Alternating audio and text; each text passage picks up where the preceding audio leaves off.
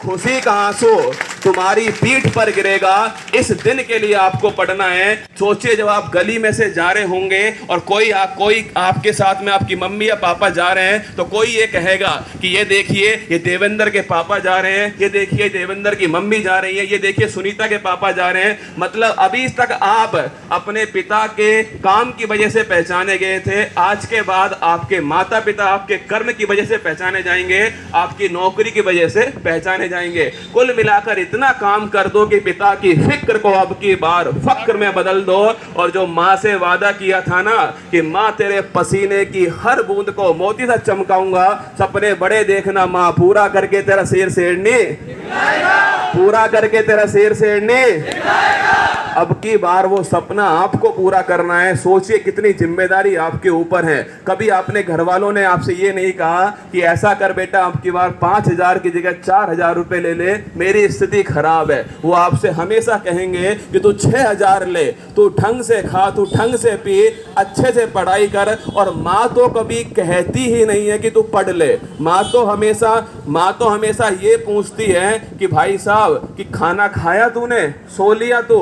मतलब माँ को तो हमेशा अपन पतले ही नजर आते हैं या कुछ भी हो जाए। मैं 4 नवंबर 2019 को मेरी पहली क्लास थी और मैं आपके सामने आया था और मैं किस प्रकार उसमें बोल रहा था मैं ही जानता हूँ ना। मेरा ही कलेजा था उस पहली क्लास के अंदर। और आज देखिए आपके सामने मैं खड़ा हुआ हूँ यहाँ पर केवल और केवल एक चीज की बदौलत, वो है मेहनत। जिंदगी में कुछ करो या मत करो पर मेहनत इतनी कर लो कि अब की बार सूरज की तरह आप चमकने लग जाओ। और कोचिंग का सर ने कहा कि डॉक्टर APJ अब्दुल कलाम जो हैं वो मार्गदर्शक हैं यहाँ के। तो मैं आपको एक लाइन सुनाता हूँ कि अगर सूरज की तरह चमकना चाहते हो तो सूरज की तरह आपको तपना भी पड़ेगा, सूरज की तरह आपको जलना भी पड़ेगा।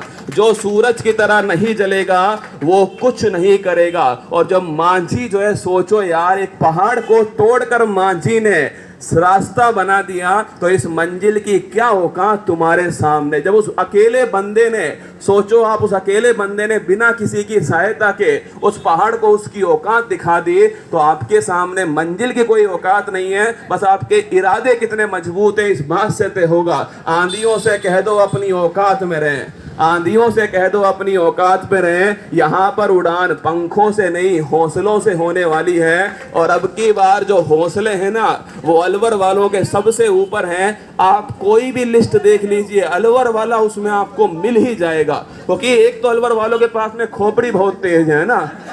आपके सामने उदाहरण खड़ा हुआ है।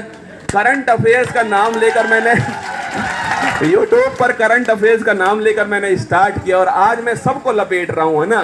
साइंस हो, ज्योग्राफी हो, कई तो टीचर ही परेशान है मुझसे, कई तो बोलते हैं सर मैथ और रीजनिंग स्टार्ट मत करना। मैंने कहा वो जुल्फों वाले सर का काम है, मैंने कहा मेरा काम नहीं है, वो उनके लिए मैंने छोड़ दिया है। मेरी क्लास को कराने वाला सर कह रहे हैं इतिहास भी छोड़ देना, है ना।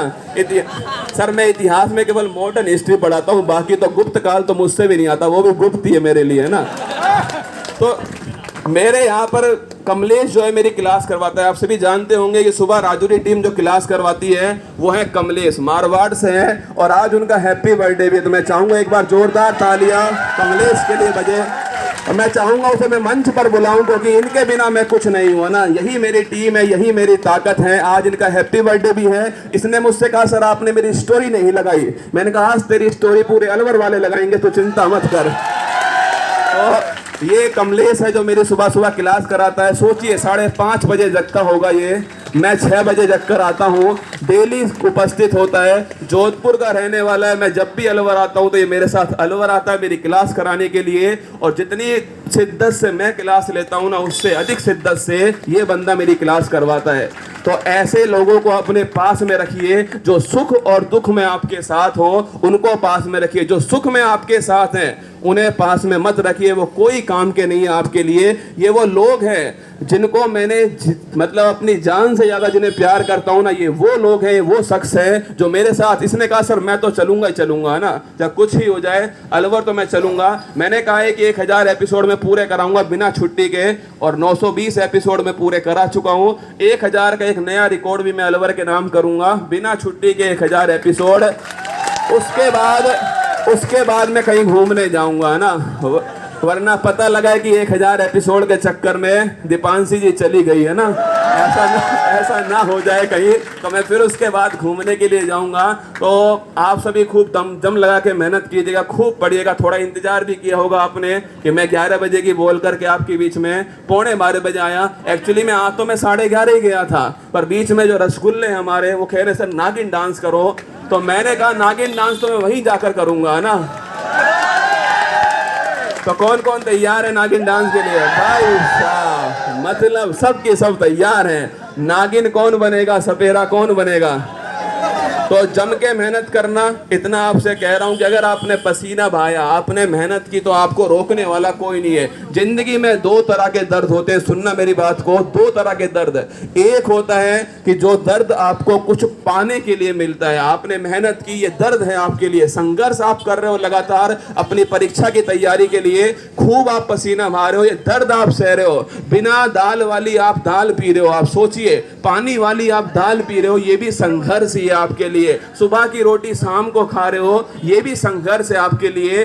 दोपहर में आप कोचिंग आ रहे हो, ये भी संघर्ष है। तो एक तो दर्द होता है जो कुछ पाने के लिए दर्द होता है, एक दर्द होता है जो कुछ ना करने का दर्द होता है। अब आप सोचिए, जब आपका अंतिम समय होगा, हर इंसान का अंतिम समय आने वाला है, और अंतिम समय में आप बिल्कुल अंतिम क्षण में होंगे। उस समय क्या होता है कि जो आपने किया है ना जिंदगी में, वो सब की सब आपको दिखाई देता है उस अंतिम 5 सेकंड के अंदर। अब सोचो, आपके आंख में आंसू हैं और आपको रिग्रेट है इस बात का कि मैंने कुछ नहीं किया। कितना खराब मंजर होगा कि आप ये बोलोगे कि काश मैं ये कर लेता तो ये हो जाता, काश मैं मेहनत कर लेता तो आज सरकारी नौकरी होती, मैं कुछ भला करता लोगों का।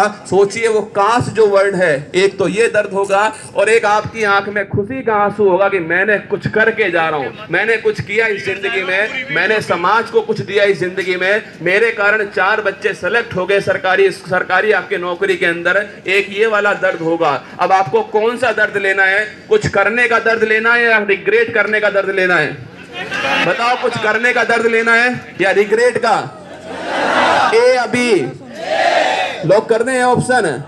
तो कुछ करने का दर्द अगर लेना है ना, तो आज जब इस चेयर से खड़े हो, या आप जो लोग खड़े हो, आज यहां से जब जाओ, तुम्हें बाबा भरतरी की कसम है, एक संकल्प लेकर जाना कि मैं इस दर्द को सहूंगा। कुछ करने का जो दर्द है, मैं कुछ करके दिखाऊंगा, अपने माँ बाप का नाम रोशन करूंगा, चाहे कुछ भी हो। माना कि मैं आरएस का इंटरव्यू देने नहीं गया, आपको जानकर बड़ी खुशी होगी इस बात की कि मैं आरएस का प्री का एग्जाम देने गया था। अब की बार ये किसी को नहीं पता, पहली बार अलवर की धरती पे बता रहा हूँ कि आरएस प्री का मैं एग्जाम देने गया।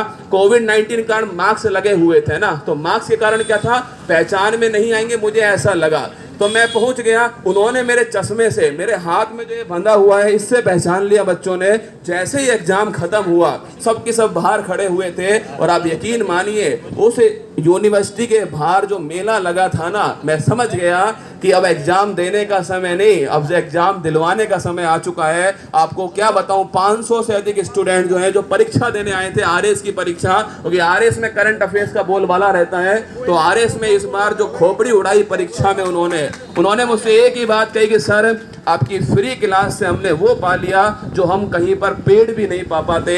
और ये अलवर के लिए गर्व की बात थी, ये अलवर के लिए शान की बात है। आज मैं कहीं भी जाता हूँ तो वहाँ बोलते हैं कि अलवर से कुमार गौरव आया है, तो मुझे लगता है कि मैंने अलवर के लिए कुछ किया है। और आज मैं अलवर में खड़ा हूँ आपके बीच में, और मैं चाहता हूँ कि जो आप जो जोश है, जो जुनून आपके चेहरे पर इस समय है ना, इसको बस अंत तक बनाए रखना, अंत तक हिम्मत मत हारना।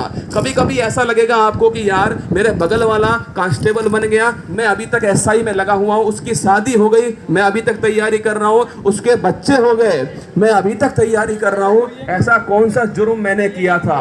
पर आप हार मत मानना, हो सकता है कोई बड़ी चीज आपके खाते में लिखी हो सकता है। मुझे नहीं पता कि मैं वापस यहाँ पर कब आऊंगा आपके बीच में, मुझे जब भी बुलाया जाएगा तो मैं यहाँ पर आऊंगा आप सभी के बीच में, और ये नहीं पता कि कब आऊंगा, लेकिन जब भी बुलाया जाएगा मैं आपके बीच में आपका मोटिवेट करने के लिए आपको आता रहूंगा। ये मेरा वादा आप सभी से रहा। और 2 लाइनें हैं मेरी जो मैं हर जगह सुनाता हूँ ना, मैं यहाँ पर भी आपको सुनाऊंगा, लेकिन सोच रहा हूँ कि आप सभी मेरे साथ बोलोगे आप सभी? तो चलिए, चल झुट्टी वाली नहीं सुना रहा है ना भाई साहब, जहाँ जाओ सर चल झुट्टी तो सुना ही जाओ एक बार, है ना। पता नहीं चल झुट्टी में ऐसा क्या रखा हुआ है मतलब जहाँ भी जाओ छोटे छोटे बच्चे